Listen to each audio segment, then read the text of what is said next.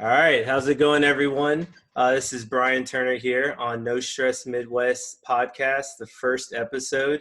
I'm lucky, and we are all lucky enough to be joined here by James Musa. He is a Minnesota United FC player as well as a New Zealand national team player.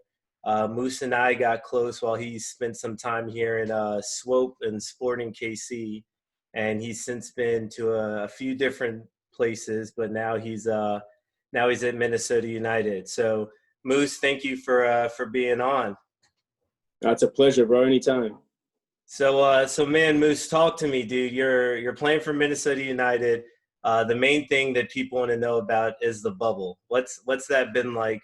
You had a lot of attention when you and Minnesota United came in. You had the guitar picture coming in.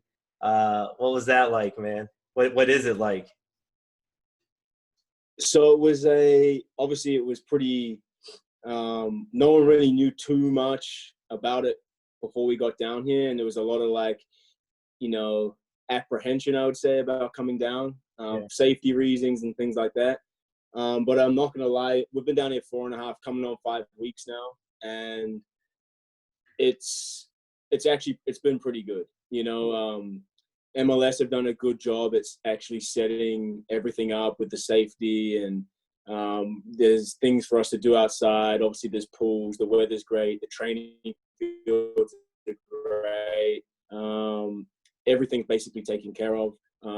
Probably the one knock would be the variety of food. Yeah. I've seen some pictures going around Instagram, like when you guys first got there, looked like some fire festival type stuff. It's not that Yeah, bad, right? that was I think that was a little bit troll. It was just the first difficult because we had to quarantine as soon as we got here until we had our test results back. So we could only order food off the room service menu. So, and I mean, there's 1,500 people staying here, and they can only, you know what I mean? Like, it's not like they can be cooking 5-star gourmet meals every night. So, Right. the food's good. It's good enough. It's just the variety. It's more like just chicken and a fish every day. But yeah, other than that, like I said, MLS have done a great job. You guys can see from I'm sure, the broadcast and what you guys see on ESPN. It's good, and I don't think many players will have that many complaints, Cool. except for just being away from family. For sure. So what do you do when you're not training? I know typically training session is, maybe 2.5 hours. You're in the locker room maybe an hour before getting treatment, whatever, hour after, kind of for the banter. But then what do you do to take up the rest of your day? Are you talking about here or like Yeah, back there at the here? bubble.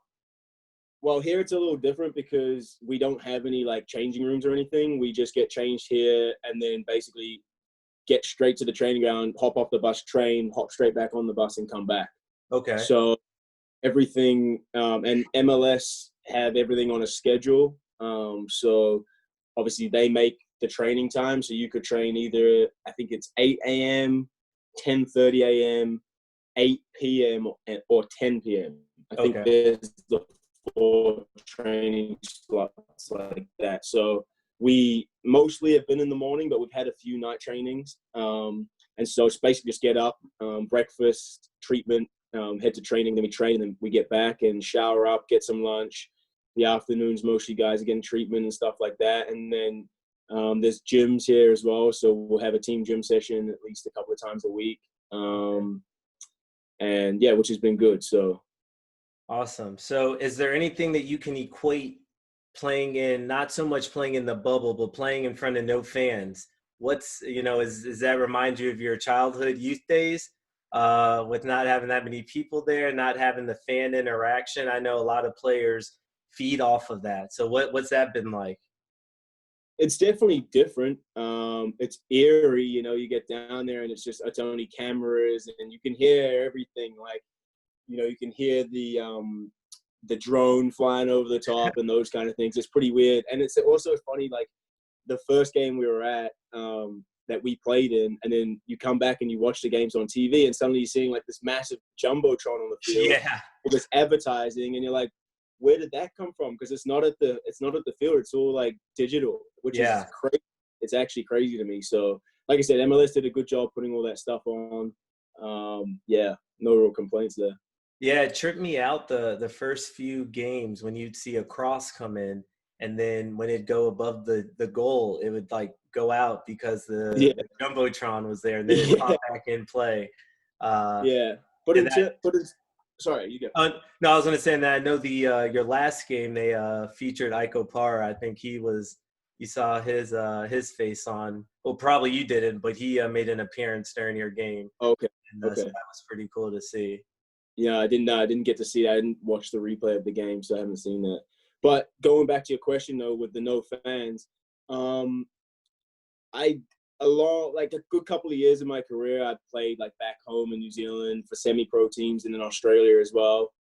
And you're not blessed with tens of thousands of fans. It Right. might be a hundred, your mom and dad, and a couple of dogs down the park. So you're right; it does kind of remind you about playing, back those years. And I think it just makes you grateful for actually having the fans, Yep. and actually every weekend being able to get in the stadium and play with fans. So I think when hopefully sports comes back to normal, whenever that may be, that it will be definitely fun to be able to play in front of a full stadium again.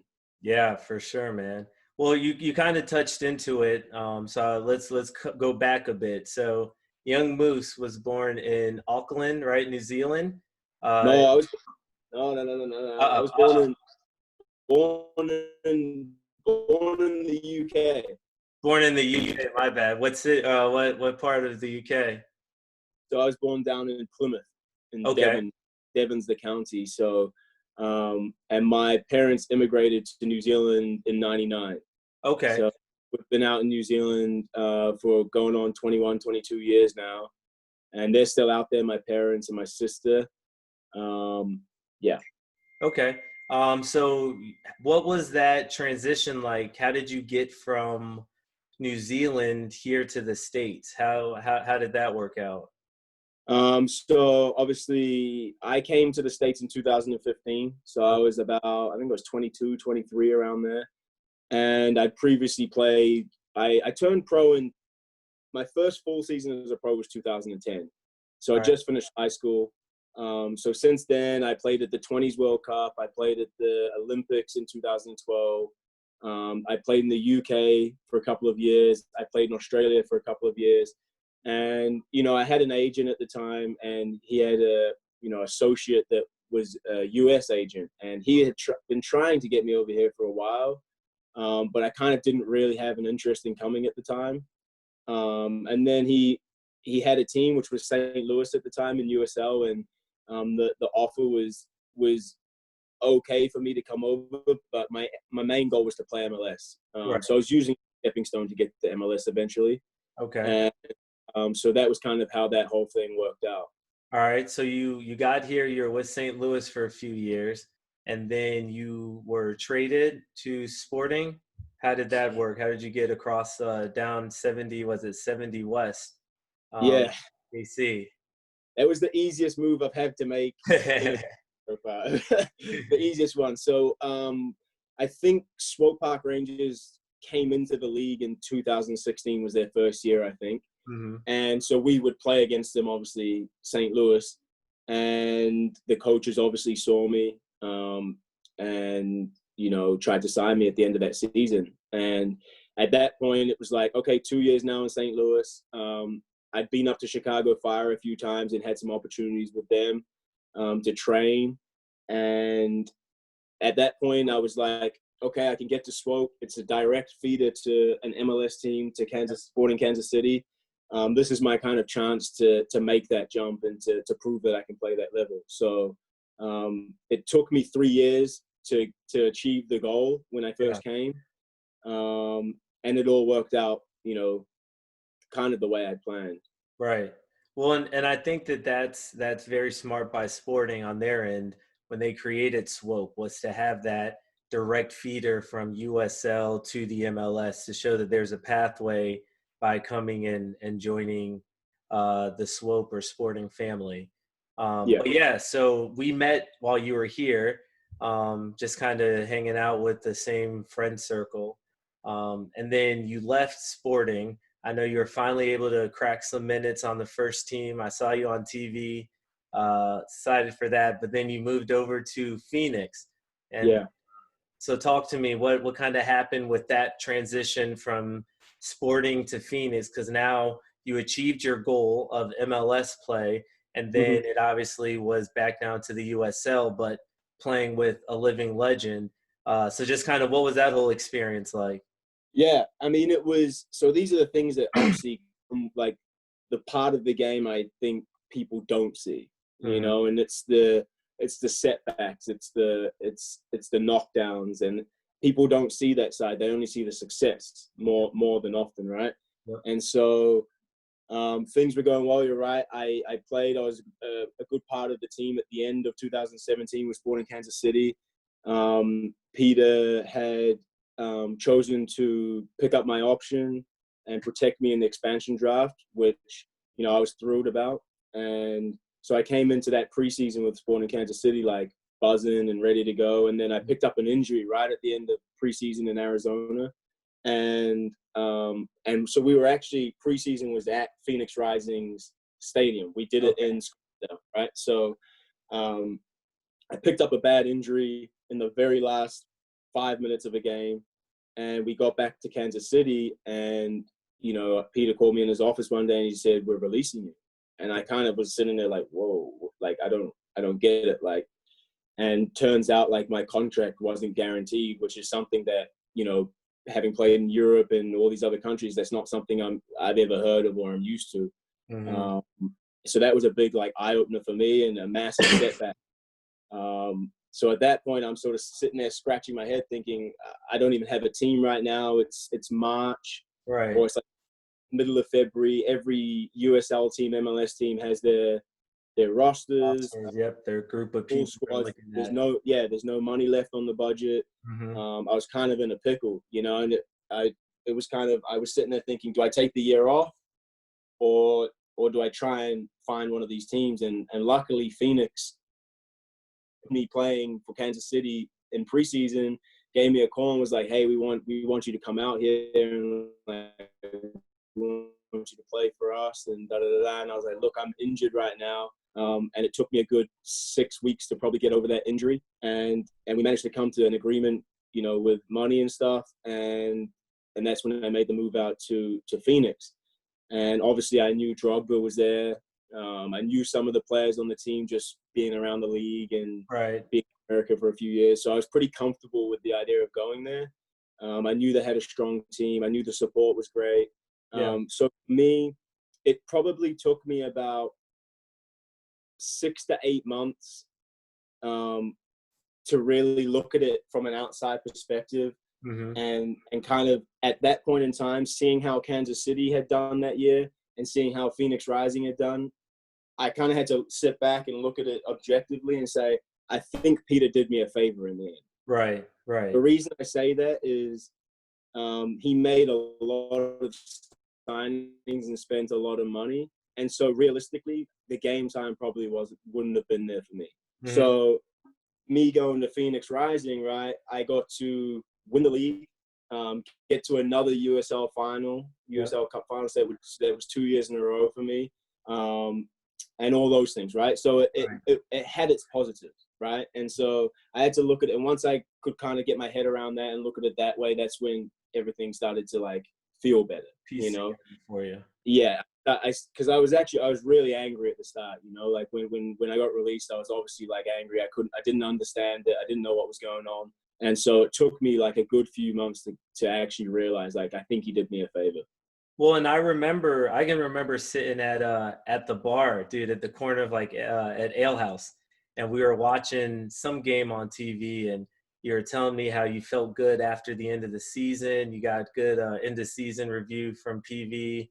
You were ready to go into preseason, and then after preseason, you told me what happened, and and I was shocked too because I was like, dang, the last time I talked to Moose, he was yeah, I think that this is going to be a good fit for me here. And then, I've obviously learned from being friends with players in the league that it's all a business, and it's just part of the game. But I think you did a really good thing by finding the positive out of that, negative situation at the time, and being able to grow from it and learn from it, and use that as a stepping stone to where you are now, right? So that I think is a very big thing, and something that a lot of the followers, I hope, pick up on.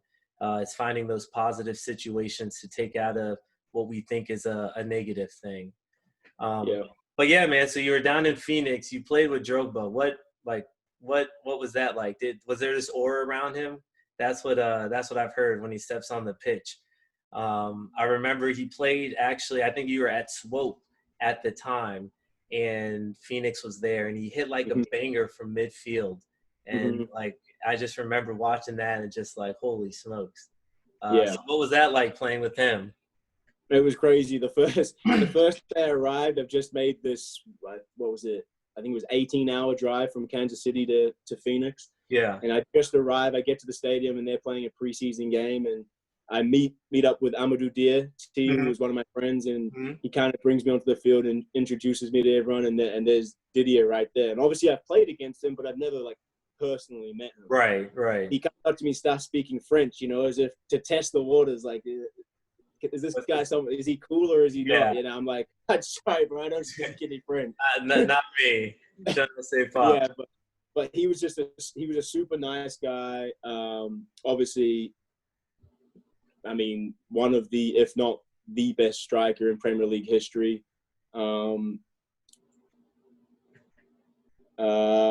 Knows just so many people. Right. I could imagine The what his Civil process War looks like.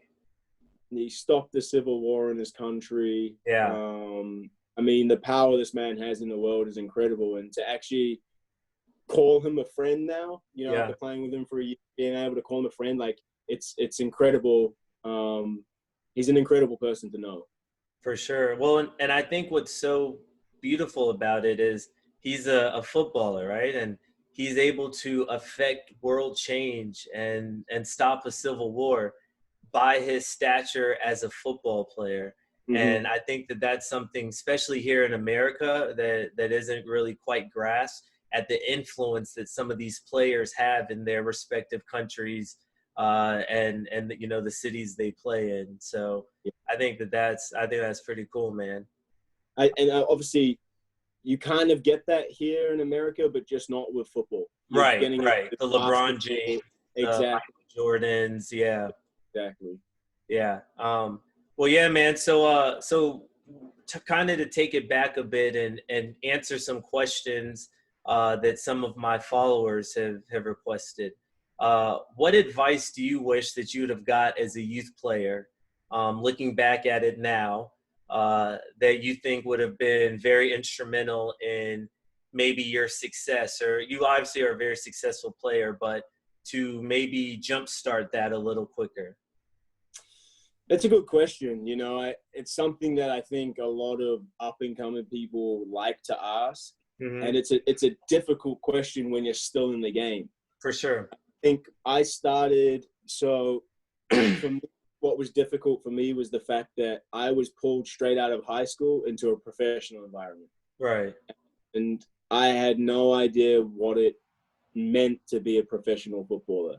I knew what playing football was, but I didn't know what the professional side of it was. There's two different concepts, right? Anybody can play the sport, but being a professional is different. So it definitely, like, my career wasn't without its ups and downs and mistakes being made along the way and setbacks, like I said. So I think the most important thing is to be realistic with what you're getting yourself into and understand that everything's like a game of opinions. Yeah. Because a lot of people have the talent, but again, you're playing for someone's opinion. Like, if I start this weekend, it may not be based on my ability, but it's based on the coach's opinion of the team, right? So it's like you have to be able to accept that and not let it like sit with you and Don't build take up. it personal. Exactly, because if you don't fit here, you'll fit somewhere else. There's gonna be a place somewhere where that person has a high opinion of you and regards you highly, and you'll fit into this kind of style. So there's that, and then obviously kind of what I touched on before, like having that kind of mental strength to be able to like get up after being knocked down, and like the setback, not letting them actually affect you. And I think that's what separates, the top players from the players that don't quite make it. It's not their ability. It's up here, Mm-hmm. Because, you might have one bad game and the fans start hammering you online, or, they start, booing you in the stadiums and throwing stuff or whatever. You've got to be able to deal with that. Right. Right. Some people just don't have the ability to deal with it. Can't take it. Yeah. Well, it's tough skin you've got to have. I'm sure, and especially with social media being out, seeing the stuff that people say on social media, leaving the comments, you lose a game, you miss a PK, you miss an easy tap in, and this person sucks. This person shouldn't be in the MLS. Right. And I think you touched on it. There's a lot of stuff that people don't see from the outside looking in at that player's pathway to get to that point. And maybe at training he knocks those in every day, but just for that one moment it didn't happen for him. But even the best players miss. Even the best players don't complete the pass that they need to. It's like you said, that resiliency of being able to deal with the boos, just because how talented you are as a player. Yeah, I mean, at the end of the day, we're all human, right? Yep. Everybody's mistakes. No one's perfect. LeBron misses shots. Everybody misses things. You can't be a perfect 100% of the time. And I think people forget that with athletes. They go on Twitter and all these other social medias, and they forget, like, that person's a human. They have a family to go back to. They have kids that can see this. They're not out there doing it on purpose. Right. You think he does that on purpose?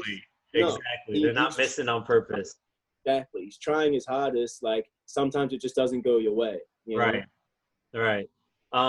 So what are some trends that you've seen in the game throughout your playing career, from whether when you were in the UK versus when you moved to New Zealand versus St. Louis, USL to MLS, from each place over the years? What's kind of some trends that you've seen?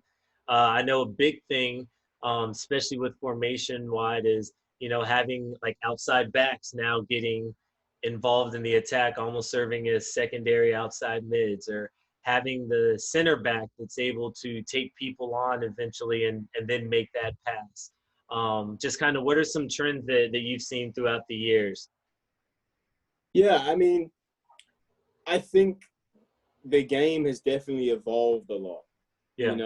The style in which people play football now has definitely changed. So you go to the UK, for example, you still see it in the Premier League now. It's only the real top teams that are really transitioning into this, like, possession-based style of football. Right. And that's come recently, probably in the last 10 to 15 years, since you've had your Guardiolas on the scene. For sure. And those, they kind of changed the way football was played, because, I mean, you can still see it in the Prem now with some of the lower teams. It's just lump it up to your big striker, hold it up, flick it on, and get your knockdowns and play off that.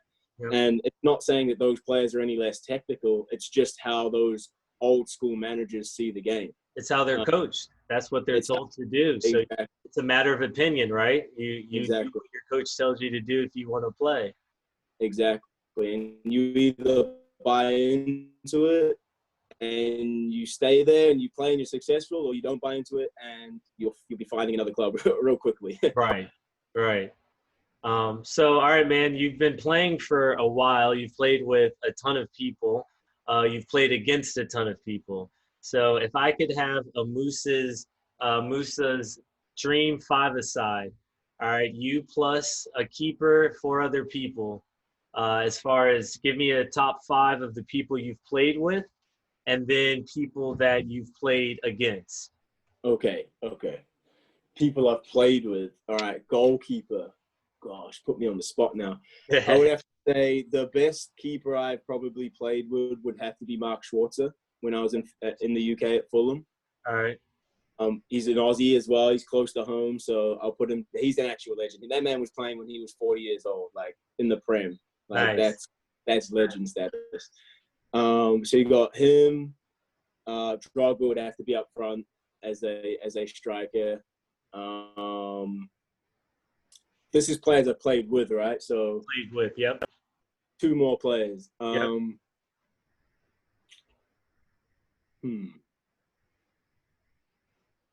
Two more players. Got a keeper. We've got a forward. We've got a midfielder. Maybe a defender. We've got maybe another midfielder. I would say Ryan Nelson. All right. So he was a Kiwi centre back. He went to college over here. He played in the Premier, captain Blackburn, and he was the captain of the All Whites at the World Cup. Oh, nice. So he would be my defender, and then I would have another attacker. Would be I'm just gonna say one of my boys, Marco Rojas. He's one of my friends. He's had a good career. He's over in Europe at the moment playing. All right, nice. And then let's get a a 5 of people. Let's just say your dream 5, not people you've played against, played with, but just if you could play with 4 other people, who would it be? If I could play with 4 other people, if I had a goalkeeper, it would probably be Buffon as my goalkeeper.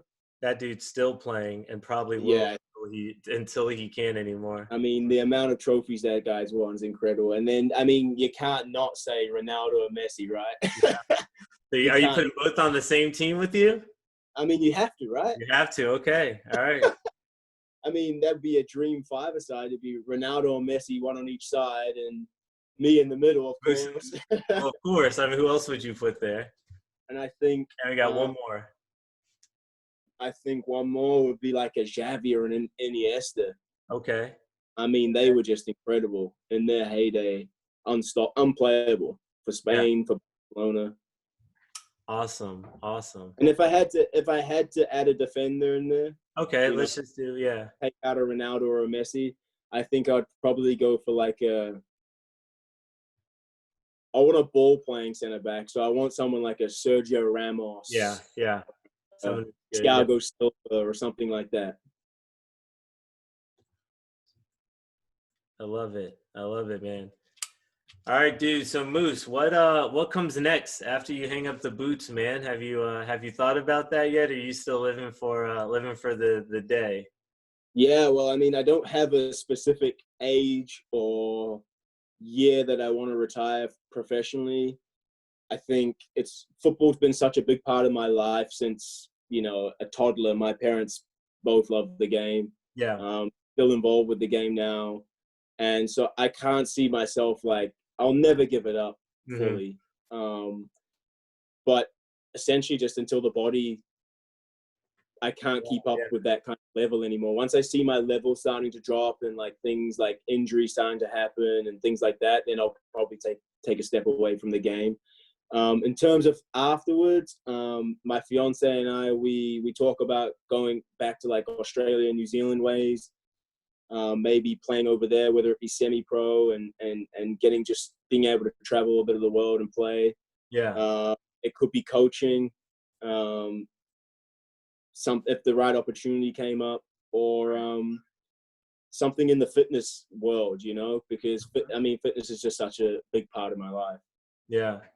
All right, man. Well, one final question I've got for you, and I forgot to kind of ask you about it, but you are one of the few people that I know that has represented their country playing for a national team. So what has that experience been like? I mean, being able to represent your country and in qualifiers, going around the world to play against, some of the best countries and some of the best people. What's that been like? I mean, it's really it's almost like an unexplainable feeling. Yeah.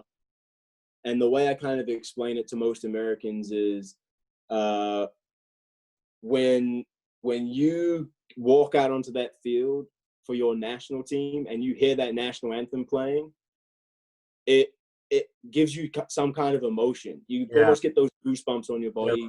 Yeah. And you kind of have to you kind of step outside of your body and look around. It's like, I'm playing for my country right now. This isn't club football. This isn't you're representing your country at this point. Right. I've got chills. I've got chills listening to you explain it. Yeah, and I've been blessed enough. I made my debut. I was so happy and lucky to be able to make it in front of my friends and family at home. South Africa. That was back in 2014. So that was amazing to make my full national team debut there.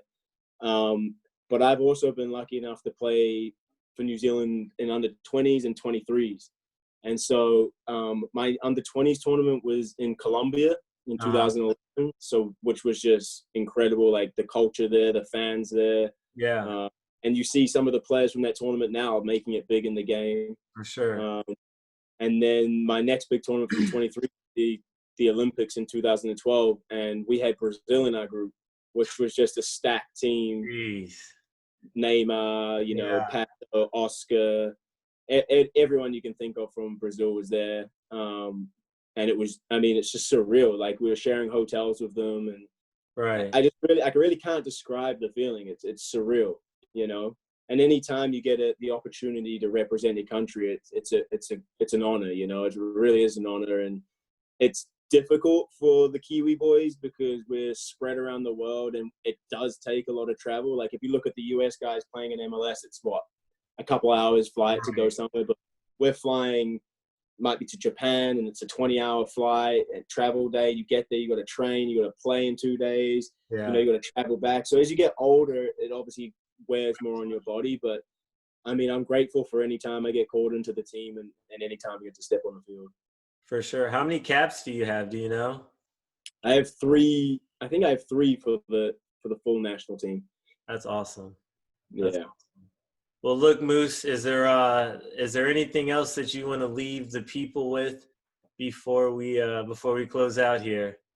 No, I don't have too much. I think we covered like a fair bit. I give a fair bit of advice there, I would say. I would just, if anybody's listening to this and obviously is thinking, oh, you know, I want to be a professional athlete, I want to be a professional footballer, you know, I don't stop chasing your dreams. You know, if that is a serious dream of yours, you know, see if you can contact the right people, do extras by yourself. Can you get down the park? Can you do things? Can you make yourself better? Because the only way to get better is to do it when no one's looking. You know, there's that old saying, it's like you got to do the extra things that the average person's not doing.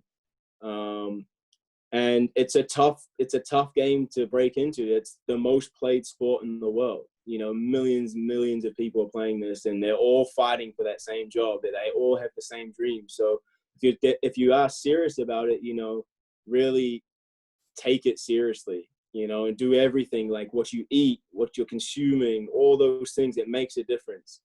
Were you watching the game when you were a kid? Do you still watch the game? Yeah. Yeah, and that's a big thing I try to tell my kids is, you say you want to be a pro soccer player, you want to be a college soccer player, but if you don't watch the game, how do you know what to aspire to be, what the best people in the world are doing, what are things that, you know, a Christian Pulisic is doing, right? He's a big American name now. The stuff that he's doing out there on the Prem League, right? That's not stuff you see around local. So being able to watch these people, and he's not even one of the best players in the world, but being able to see this stuff, I think is just opens up the imagination. Like, oh, shoot. All right, someone's done it. I've never seen that. Let me try it.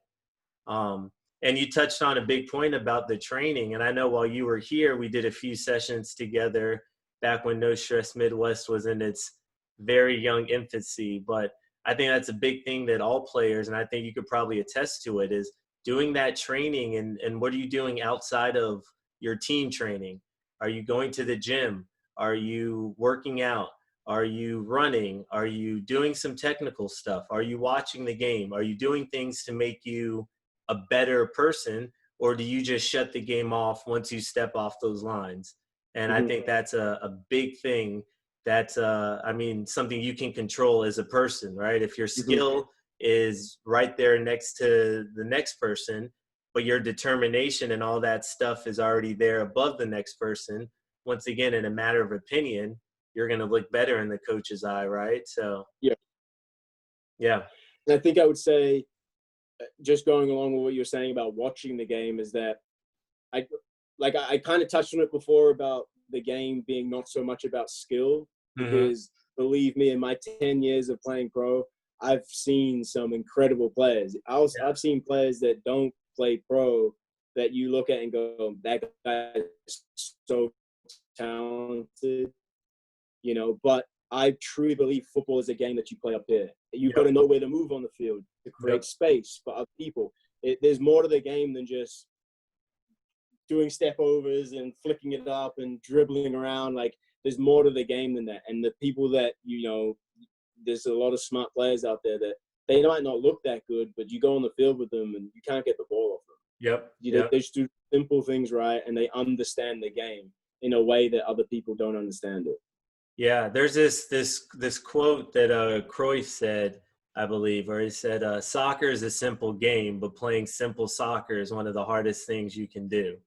And I think that that's so true with how we overcomplicate simple things sometimes. Or we see Ronaldo do 10 step overs and then a scissors and then whatever, and we think that we have to do all of that. Mm-hmm. It's like, no, if you do a proper scissors, right, and you catch the defender off, it just takes one. So so Moose, what is final question here for you? Sorry, I'm gonna let you go here in a bit, but what's your why? And by that I mean, like, what's the reason why you get up every day, strap on the cleats, get to work? When you had that setback from MLS to USL, what was the reason why you got up every day and said, I'm going to prove that I belong at this level. I'm going to not quit. I'm going to continue to follow this. What was that? What was your reasoning? Why'd you do it? Why do you do it? I just, like I said, I've been around the game since such a young age, and I would say I just love the game. I love talking about it, reviewing, watching, seeing what you can do better, like all the things that come with it. Like, I love it. As much as you go to training and you don't want to run, I love it. You know what I mean? Like, everything that comes with the game is just is beautiful to me. And that's why I think they call it the beautiful game. In terms of my why, obviously money is you always say, like, you love the game, you play the game for love. Well, if you're not getting compensated for it, then you can only play for so long, right? So money's obviously a driving factor. And then I like seeing my family, like, loves football. I like seeing them proud. They're always proud of me for, winning things, playing, representing national teams. And I feel like me being out on that field, like a part of them is also with me as well. Yeah. And I do it for them. All right. Oh, sorry, broke up. I thought that broke up a little bit. Yeah, no, you did. Yeah, you did. Say that last part again. I almost like do it for them in a sense. Yeah. I play for myself, but at the same time, I represent my family and all the people that, like, are in my family that have those dreams to be a footballer or would have had those dreams that never could attain that. I almost play for them in a sense. Gotcha. All right, Moose, man. Well, hey, I appreciate you hopping on to the first ever No Stress Midwest podcast. Best of luck. You guys play tomorrow, right? Yeah, San Jose tomorrow. I think it's either 7:30 or 8 o'clock. Okay, that's the semifinals? Quarterfinals. How you feeling? Good? Yeah, I mean, we've had a good tournament so far. Yeah. I mean, I believe we're the only unbeaten team so far this season. We haven't lost a game through the first 5 games. And the first part. Nice. Yeah, so we're looking good. We know it's going to be a tough game because San Jose is always a tough game. But I think we have a good, determined group here. Yeah. We don't have the most expensive team on paper, if you want to put it like that, but we're all hardworking. We've all bought into what it takes to win, and I think we want that Champions League spot. Yeah, and $1 million doesn't sound too bad, even though I know it doesn't come straight to your pockets. Right. You guys get a nice medal or a patch that you can put on your backpack that says you won the MLS's back tournament. A nice little Mickey Mouse sticker or something. There we go. Well, listen, I'll take some free tickets. Right, dude. Well, look, dude, Moose, thanks for being on.